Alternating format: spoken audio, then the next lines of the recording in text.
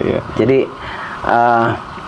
kita kalau dengerin lagu itu sangat-sangat menggunakan perasaan, Mas. Ya kan, karena dilantuni musik, ya kan? Terus ada kata-katanya, kebetulan kata-katanya itu merasa bahwa ini terjadi di saya gitu. Kalau itu terus diresapi, diulang-ulang, ya tanpa kita sadari kita memprogram sesuai liriknya. Kita sedang menanamkan banyak sugesti sesuai liriknya, itu fatal, Mas. Fatal. Nah, sekarang kan ada lagu-lagu yang sifatnya afirmasi, Mas. Iya. Ramai sekarang ya? Iya, tentang magnet uang. Kalau nggak salah orang Malang. Kalau nggak salah. Afikilah siapa sekarang di Tuban ya? Ya tim saya itu lagi senang dengerin itu. Saya bilang, udah apa-apa, itu bagus. Cuma saya kan nggak suka genre lagunya, gitu, nggak masuk di saya gitu loh. Tapi kalau kata-katanya saya lihat, awalnya sih kita dalam hidup, kita ini manusia. Oh ternyata yang menentukan nasib dan takdir kita tuh ternyata Tuhan. Itu tuh perspektif awal ya, karena doktrin dan dogma gitu. Tapi setelah kita belajar, ternyata aku ini co-kreator. Pencipta kedua setelah Tuhan sendiri gitu. Nah, belajar lagi, naik lagi. Ternyata aku adalah nggak ada bedanya aku dengan keutuhan hidup atau ketuhanan itu sendiri gitu. Nah, ini semuanya kan butuh fase gitu. Nah, di fase yang kedua dan ketiga itulah semuanya menjadi lebih mudah karena kita tahu kita ini bahan bakarnya, ya bahan baku kita itu apa gitu kan. Saya rasa semua penonton Ngaji Roso sudah cukup cerdas untuk menerima kalimat-kalimat yang tidak awam kita dengarkan di luarnya. Contoh, Allah itu Maha Pencipta. Tuhan itu Maha Pencipta. Percaya nggak kalau semua sifat Tuhan itu, atau sebagian besar ya, kalau nggak bisa bilang semua ya, sebagian besar itu ada dalam diri kita, termasuk pencipta. Kita bisa menciptakan. Contoh biar nggak pada gila nih. Itu pohon, ya kan? Pohon kalau nggak disentuh manusia nggak jadi meja. Siapa yang menjadikan dari pohon ke meja? Tangan manusia. Itulah yang saya maksud pencipta. Toh kita para pembelajar itu masa depan kita ingin seperti apa, kita kok yang ciptakan. Nah, sekarang ini biar nggak gila lagi, kita agak luruskan sedikit. Memang semuanya takdir sudah ditentukan oleh Tuhan. Saya akan jawab pertama, kamu tahu nggak takdirmu apa? Kalau nggak tahu, ya udah nggak usah raba-raba, tetap bergerak, tetap ikhtiar, tetap usaha. Kemudian ini Tuhan menjadikan sesuatu. Sebelum Tuhan menjadikan sesuatu, itu ada request dari manusianya. Manusianya yang menyangka. Kalau dalam perspektif Quran itu kan ada, mintalah padaku maka niscaya akan aku kabulkan. Kemudian di hadis qudsi juga dikatakan, aku bagaimana sangka hambaku. Nah, doa itu diletakkan pada sangka. Sangka itu ternyata arahnya ke hati. Nah, ketika hatinya merasakan di situ diwujudkan. Jadi jangan langsung tiba-tiba kita sedang merasakan kekurangan, kemerungsung, kemiskinan dan sebagainya. Ini sudah kehendak Tuhan. Jadi sebentar dulu, bro. Jangan langsung tiba-tiba langsung bilang kehendak Tuhan. Itu request dari diri kita. Setiap yang kita requestkan, sangkakan, Allah wujudkan. Makanya juga berlaku ketika kita menyangka bahwa diri kita ini tanpa batas, kita bisa menarik apa yang kita inginkan, maka apapun yang kamu inginkan diwujudkan juga oleh Tuhan. Gitu. Jadi nggak bisa bypass langsung Tuhan yang menentukan takdir, nggak bisa. Semuanya bekerja atas dasar perasaan kita. Makanya saya katakan apa? Hidupmu itu requestmu, permintaanmu, rasamu adalah doamu. Gitu.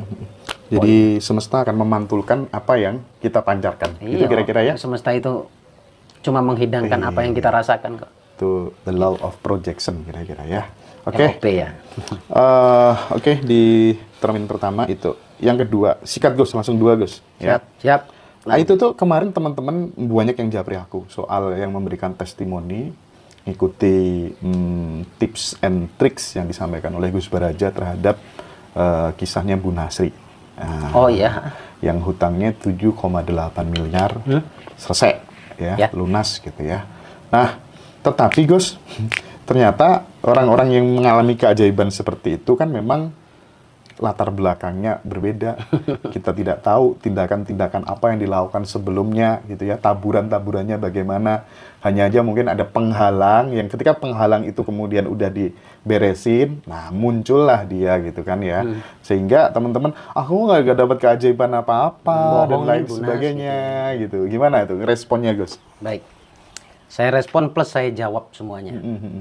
Karena saya juga baru pulang dari sana untuk jujur untuk memvalidasi apa yang saya sangkakan terhadap Bu Nas. Ternyata benar apa yang saya sangkakan. Asal muasalnya dia, circle dia itu orang kaya, orang berderajat. Dia salah satu kerabat, ya katakanlah kerabat yang kerajaan yang ada di Palopo. Dan circle-nya, kanan kirinya itu, maksudnya kanan kirinya itu ya keluarganya itu orang-orang kaya. Bahkan ada salah satu dari keluarganya yang berjabat sebagai wakil wali kota. Artinya data atau circle-nya itu sudah mumpuni. Dia biasa dengan angka miliaran. Jadi buat teman-teman yang baru biasa di angka 100-200 juta, emang kesannya ngelihat itu bohong. Karena sekali lagi circle-mu di ratusan juta, ya udah kamu akan jadi di situ saja kalau kamu tidak meng-up itu. Nah, Bunas ini sendiri memang sudah angka yang sering disebutin tuh miliaran. Nanti saya baru bicara caranya ya. Nah, dari situ itu pokok atau pondasi awal untuk apa ya? Untuk berlimpah kaya sampai di angka puluhan miliar. Itu modal awal itu. Nah, setelah itu saya datang ke sana kemarin sempat 1 minggu, jadi saya tahu persis gitu. Terus memang kebetulan juga dia dididik oleh bapaknya yang sangat mencintai Quran dan pernah berpesan, kepada siapa kamu berguru, cintai mereka dan fasilitasi mereka. Dan itu menjadi dogma dari figur otoritas orang ayah. Dan itu dilakukan. Ternyata dia percaya bahwa ketika saya menghidangkan sesuatu yang baik, sebenarnya saya sedang menarik sesuatu yang baik. Itu kalimat dia jauh sebelum dia belajar ke saya. Nah, itu yang kedua. Kemudian yang ketiga, saya tanya ke beliau, akumulasi dari pembelajaran kita, esensinya apa sih sehingga Bunas merasa bahwa kesadaran ini didapat ketika belajar dengan saya? Gini Gus katanya, saya memadukan 3 hal. Pertama, yang saya ulang-ulang adalah saya minta ampun atas kesalahan saya, karena saya manusia bertuhan. Kemudian, saya bersyukur terhadap apa yang saya miliki, terlepas itu masalah sekalipun. Saya terima. Jadi cara bersyukurnya dengan menerima, bukan dengan rasa senang ya. Yang ketiga ini yang keren, pengakuan. Pengakuan. Jadi pernah memang saya sampaikan di kelas itu, di eksklusif itu dia tahu di mana letak kesalahannya, karena dia merasa juga dia pernah sombong, dia pernah lupa untuk berbagi sedekah istilahnya. Nah, itu semuanya diperbagi dengan cara dia minta ampun dulu. Kemudian dia mencoba untuk menikmati semua yang ada. Dan yang poin bersyukurnya ini, dia bukan bersyukur yang berhayal. Jadi benar-benar menghadirkan diri yang sekarang. Dia punya masalah, enggak apa-apa ya Allah. Kalau memang ini bagian dari ketentuanmu, hasil dari requestku, saya akan terima itu. Ya Allah, terima itu. Akhirnya dari penerimaan itu ada sebuah perubahan. Akhirnya dia masuk ke tahap ketiga. Ini rule yang saya sampaikan. Saya nggak apa-apa sampaikan di sini. Yang terakhir adalah pengakuan, Mas. Pengakuan itu maksudnya begini. Ada 2 pengakuan. Pengakuan kebesaran Tuhan. Dan yang kedua adalah pengakuan kezaliman diri. Nah, dari 3 hal itu ternyata membuat dia benar-benar berubah. Tapi poin dari 3 itu, saya tanya lagi. Yang paling sering intens dilakukan sampai sekarang apa? Bersyukur. Nggak ada lain. Jadi, saya tuh belajar loa itu malah saya nggak mau membayangkan masa depannya, nggak mau. Karena saya akan lost di masa sekarang. Gila, keren kalimatnya. Pun saya tidak akan khawatir atau takut karena sebab masa lalu saya yang negatif. Saya cuma mau fokus sekarang. Gimana yang sekarang itu, coba detail. Saya mengedatangkan Gus ke sini, itu tidak sedikit biayanya. Kayak misalkan itu ada jalan aspal, yang tadinya bukan aspal, di aspal dulu. Bangun rumah, 1 rumah itu untuk saya. Saya untuk dihadirkan ke sana. Nah, artinya saya tuh bersyukur karena guru saya mau datang 1. Yang kedua, saya bersyukur ternyata setiap hari saya tuh dapat kenikmatan. Dan itu yang selalu lost. Nikmatnya apa? Saya selalu ditemenin oleh suami. Nah, singkat cerita ya, bersyukurnya itu benar-benar merasakan momen yang sekarang. Jadi tidak sibuk berimajinasi nih, Mas. Nah, kemudian yang bagian terakhir ini penting juga, tadi saya sudah sampaikan bahwa pengakuan yang dimaksud dalam diri kita ini ada banyak percikannya Tuhan. Jadi tidak salah kalau ada orang melewati batas dalam tanda kutip malaikat. Jadi ketika dia sadar bahwa dalam dirinya itu banyak energi ketuhanan, dia nggak berani untuk melakukan keburukan, Mas. Nah, akhirnya di situ berlipat ganda, Mas. Jujur sebenarnya bukan 2 tahun, 1 tahun setengah, 1 tahun 6-7 bulan. 1 tahun setengah itu masih ada dokumentasinya. Dia lunasin sisa kalau nggak salah waktu itu 800 juta sekian, terakhir itu. Saya sendiri kalau ditanya, Mas, ya Allah bisa ya gitu. Nggak sampai 2 tahun 7,8 lunas. Ya awalnya saya anggap takutnya dia cuma nyenengin saya, Mas. Jadi dia bilang lunas apa segala macam. Setelah saya datang ke sana, suaminya, ibunya, adiknya cerita, makasih udah dibimbing mas, macam-macam lah pokoknya. Jadi poin dari tadi itu yang saya sampaikan, bahwa hati-hati ya, bahwa diri kita ini sudah dibekali yang disebut dengan sifat-sifat Tuhan. Jadi jangan bodohkan dirimu, jangan hancurkan dirimu, jangan hina dirimu. Makanya orang itu bisa mencapai level di luar logika kita itu ketika kapan? Ketika mereka diam. Diam, tenang. Tapi dia tahu betul bahwa saya ini makhluk berlimpah. Saya bisa menarik apapun yang saya inginkan. Bukan dalam kondisi tenang, lantas saya bukan siapa-siapa, saya hina, apa segala macam. Ya, jangan kaget kalau keburukan yang datang.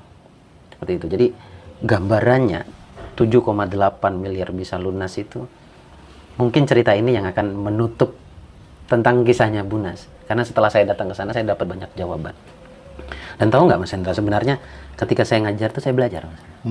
Ketika saya ngajar, atau seminar, atau webinar apapun itu, saya tuh sedang belajar. Karena banyak petuah yang keluar dari saya, yang saya sampaikan, itu baru keluar di situ. Artinya, oh iya ternyata begini ya Allah. Jadi, diri saya pun bagi saya guru. Gitu Mas. Pengalaman orang itu guru, alam semesta ini juga guru, ngajarkan banyak hal. Tuhan itu sendiri juga guru saya. Gitu kan? Akhirnya saya bisa menyelaraskan dengan kata kuncinya itu satu. Ternyata manusia itu adalah makhluk yang luar biasa. Makhluk yang tanpa batas. Yang Mas Hendra bilang, kita adalah masterpiece-nya Tuhan. Iya betul. Cuma tidak banyak orang sadar Mas Hendra. Tidak banyak orang sadar. Oke. Semoga setelah ini pada sadar. Sip. Itulah kenapa kemudian saya mungkin akhir-akhir ini banyak ngobrol dengan beberapa teman dekat begitu ya. Kayaknya aku sebentar lagi harus resign deh gitu. Aku pengen juga ngebantu teman-teman gitu ya, yang kadang yang menengah ke bawah gitu ya. Kadang habis ikut pelatihan tapi nggak ada pendampingan dan lain sebagainya gitu ya Gus ya. Terus kayaknya ya mungkin ini jalan dharma saya gitu. Jadi rencananya kita berdua, yang temanku tuh keren Gus, sama juga manifestasi apa aja jadi. Dan dia itu semua narasumber di Ngaji Rosok itu tuh dia simpulin semuanya. Oh ini gini, ketemu semua benang merahnya. Ada satu temanku itu dia namanya Mas Torik gitu ya. Dia juga dibimbing tuh sama temanku tuh. Udah baru 1 bulan gitu. Aduh Mas Hendra keren banget, makasih aku udah dikenalin gitu. Baru aja nggak ada sebulan gitu, tiba-tiba Mas Hendra aku tuh sekarang punya tambahan penghasilan 200 juta tuh dari arah yang nggak diduga-duga datangnya. Gajinya nggak sampai segitu. Iya nggak sampai, pegawai negeri Pak. 1 tahun juga belum kita sampai segitu. Iyalah, oke. Jadi, boleh saya respon sedikit itu? Sip, monggo. Lantas sebenarnya di belajar di saya juga itu sebuah bohong besar kalau seminar 1 kali terus berharap yang fantastis gitu. Makanya saya selalu katakan ketika selesai seminar ada 1 bulan bimbingan dengan saya, manfaatkan itu, komunikasi terus tanpa batas. Itu yang suka aku. 1 bulan, kadang lebih. Saya itu nggak bisa kalau udah di chat orang, pasti saya balas. Nah, kenapa kok bisa seperti itu? Harus dibimbing, setelah dibimbing ada perubahan. Gini loh, kalau dibimbing berarti kita selalu membicarakan tentang itu. Karena sebab kalian terus membicarakan itu tanpa kalian sadarin, kalian attract itu. Sip. Kalian tarik itu. Sepakat. Seperti itu. Itu rumus singkat saja itu sebenarnya. Ya, oke. Suka aku. Nah, terus kalau di awal-awal gitu ya. Di awal-awal gitu. Kayak misalnya lagu afirmasi, audio afirmasi. Lagu mendengar ini mana lebih powerful, lebih powerful mendengar. Jadi apapun yang kita dengar itu akan jebol langsung masuk ke bawah sadar. Syaratnya adalah direpetisi, diulang-ulang. Kalau nggak diulang-ulang nggak jadi. Kalau cuma dengerin sekali nggak jadi. Gitu. Jadi apa yang kita dengarkan itu menentukan bagaimana kita di masa yang akan datang. Karena itu sebenarnya bagian dari program. Gitu loh. Kalau bicara program ini mungkin teman-teman belum familiar ya. Lebih tepatnya uninstall pikiran bawah sadar. Jadi intinya untuk menjebol bawah sadar, mental miskin dan lain sebagainya, betul, itu ya. Nabrak. Jadi kita harus injek terus gitu. Lama-kelamaan mental miskin ini kan akan pergi dengan sendirinya. Itu diganti dengan karena efek lagu tadi kan ada sugestinya, Mas. Jadi lagumu itu menentukan gitulah. Kualitas hidupmu seperti apa. lagu-lagu galau, lirik-lirik galau gitu. Mendingan kita dengerin lagu bahasa Inggris tapi kita nggak ngerti. Gitu. Kalau kita nggak ngerti walaupun sedih, apalagi kalau bawaannya ngerok itu kan jadi mas. Jadi lebih semangat gitu. Saya nggak ada mas mendengarkan lagu galau tuh nggak ada. Lagu saya ekstrim-ekstrim. Pernah nggak sih ada pengalaman gitu ketika kemudian ngedengerin lagu galau terus ke-trigger ikut nyanyi dan itu jadi kenyataan dalam hidupnya? Banyak peserta saya banyak mengalami. Saya juga pernah. Ya, kalau lagu itu kan urusan percintaan mas. Aduh, aku tuh berangkatnya dari situ juga sih dulu. Saya sampai divorce tuh gara-gara seneng beberapa lagu. Mungkin itu salah satu, bukan satu-satunya. Salah satu penyebab ya rusak saya, hubungan percintaan saya rusak. Salah satu penyebabnya di situ. Karena terus mengulang-ulang mendengarkan itu. Seakan-akan kita divalidasi atau kita sepakat dengan lirik-liriknya, itu berbahaya. Hindari lagu-lagu yang akan merangsang bawah sadarmu mempercayai lirik-lirik lagunya. Berbahaya. Aku dulu waktu kuliah KKN itu, lagu favoritku adalah Maafkan aku duakan cintamu gitu. Apa biru sehingga mau nikah gak jadi gitu kan. Terus akhirnya wah, apa gara-gara korban lagu ini ya kira-kira gitu ya. Ini salah satu. Terus akhirnya aku ganti lah ya dari demi waktu tuh ke tercipta untukku gitu. Kayaknya udah lama nih mikirin begini. Iya. Jadi kita kalau dengerin lagu itu sangat-sangat menggunakan perasaan mas. Ya kan, karena dilantuni musik, ya kan? Terus ada kata-katanya, kebetulan kata-katanya tuh merasa bahwa ini terjadi di saya gitu. Kalau itu terus diresapi, diulang-ulang ya tanpa kita sadari kita memprogram sesuai liriknya. Kita sedang menanamkan banyak sugesti sesuai liriknya, itu fatal mas, fatal. Nah sekarang kan ada lagu-lagu yang sifatnya afirmasi mas. Iya. Ramai sekarang ya? Iya, tentang magnet uang. Kalau nggak salah orang Malang. Afikila siapa sekarang di Tuban ya? Ya tim saya itu lagi senang dengerin itu. Saya bilang, udah apa-apa, itu bagus.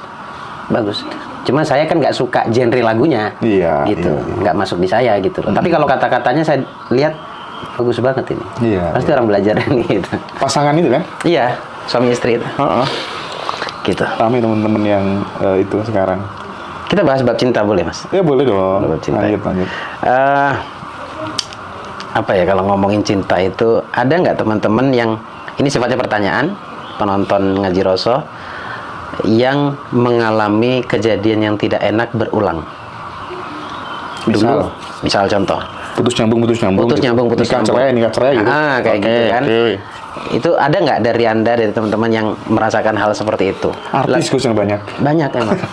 Ini nggak tahu, kemungkinan dalam waktu dekat saya masuk ke lingkungan itu mas, komunitas itu. Nah artinya kita pun yang menonton artis itu, tontonan itu berbahaya mas. Kadang kita suka baper di situ, terbawa perasaan, ikut-ikut nyalahin si laki, benerin yang perempuan, atau nyalahin perempuan nanti ngebelain yang laki-laki. Kalau itu masuk ke bawah sadar, itu terjadi. Dan ada beberapa komunitas juga mas, satunya cerai, lainnya nih baik-baik saja nih, nggak lama ini nyusul cerai juga. Ini nyusul juga, circle-nya soalnya circle-nya sangat menentukan. Nah itu disebabkan apa? Kalau bahasa saya adalah kekecewaan yang sengaja kita simpan, dan kekecewaan itu juga menarik kekecewaan yang lainnya. Bisa serupa, bisa tidak serupa, tapi nggak jauh-jauh biasanya, tetap serupa. Makanya saya selalu ketika privat atau mengedukasi tentang bab luka batin, ini kan larinya ke pasangan ya biasanya. Itu saya cek itu dari atasnya dulu orang tuanya. Walaupun tidak semua, tapi garis besarnya kalau orang tuanya pernah cerai, anak juga akan cerai. Hampir mayoritas begitu mas. Itu karena apa? Ya karena mereka melihat dan mendengarkan sebab konfliknya apa. Akhirnya ada sesuatu yang diyakini di situ, yang tidak suka sama sekali, tidak suka banget sama yang menyebabkan perceraian itu apa. Coba perhatikan, ini mungkin kesannya konyol, tapi coba cek, mungkin kalau tidak terjadi di anda, terjadi di teman anda atau keluarga anda sendiri. Kalau mereka pernah cerai, dia akan mengalami perceraian lagi. Sampai kapan itu? Sampai benar-benar kalian sadar bahwa ternyata ketika saya menyimpan kebencian terhadap masa lalu saya, itu akan ditarik kejadian lagi. Banyak itu kejadian.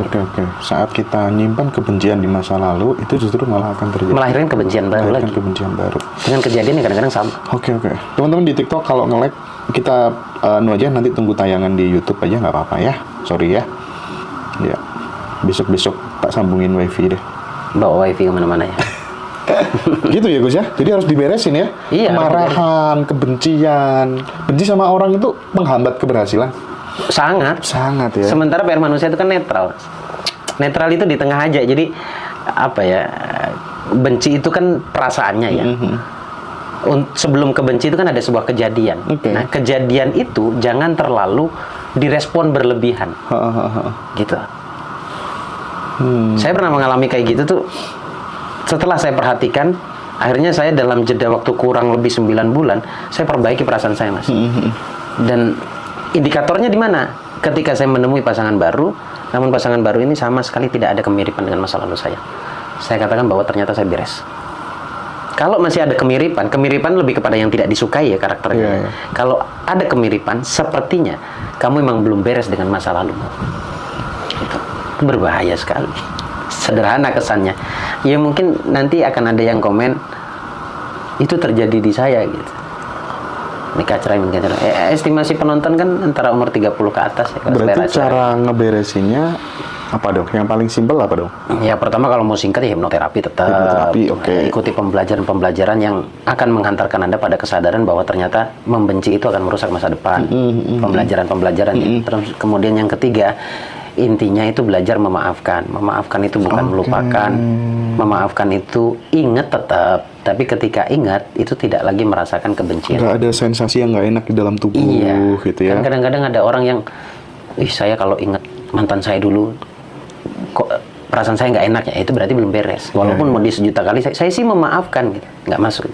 Bukan memaafkan, karena pikiran manusia itu tidak pernah didesain untuk melupakan satu perkara. Bertolak belakang dengan konsep bawah sadar dong. Bawah sadar itu kan menyimpan semua kejadian, semua memori, semua sugesti tersimpan di bawah sadar, di hati. Gitu. Seperti itu Mas Hendra. Nah, jadi teman-teman, saya sudah memaafkan gitu intinya ya. Tolong kita harus rilis sendiri gitu ya. Kita maafkan perasaan-perasaan yang negatif di masa lalu supaya kemudian tidak terulang lagi, melahirkan sebuah kebencian lagi gitu ya. Oke, terus kemarin aku tuh lihat live-nya si Kang Abu Marlo yang waktu sama siapa tuh namanya Saiful Karim, ayah guru Saiful Karim. Itu komennya Gus, banyak banget yang julid. Ini sesat, ya. Ini pura-pura masuk Islam dan lain sebagainya gitu. Aduh, ini nih IQ berapa kira-kira? Gimana sih Gus? Kenapa ajaran kita itu kan sebenarnya di Islam kan ngajarkan cinta kasih, kedamaian, gitu. Perbedaan juga. Rahmatan lil alamin, gitu ya. Tapi kenapa banyak kelahirin output yang julid-julid seperti itu, Gus? Beda dikit sesat, beda dikit sesat gitu. Karena banyak yang sedang berlomba-lomba jadi Tuhan. Gitu kan. Yang berhak menyesatkan, mengkafirkan itu kan cuma Tuhan sebenarnya. Gitu. Dan sekarang semuanya baru belajar dan tahu satu ayat sudah berani ngafirin yang lainnya. Gitu. Saya penontonnya, Ustadz Saiful Karim. Penontonnya? Saya penontonnya. Wow. Dan menurut saya, kita ini diajak cerdas secara spiritual. Makanya kalau belajar tuh coba kosongin dulu, jangan sibuk, ngeblok, nutup diri. Biarkan orang itu, narasumbernya itu menceritakan sedetail mungkin sampai dia nyatakan cukup penjelasan saya. Nah, baru Anda boleh menilai. Jujur, yang mengatakan sesat itu baru 1 menit nonton, Mas. Baru 1 menit. Jangankan Ustaz Saiful Karim, saya pun yang ngomong begini dianggap sesat. Oh gitu? Oh iya, yang ngomong begini gitu.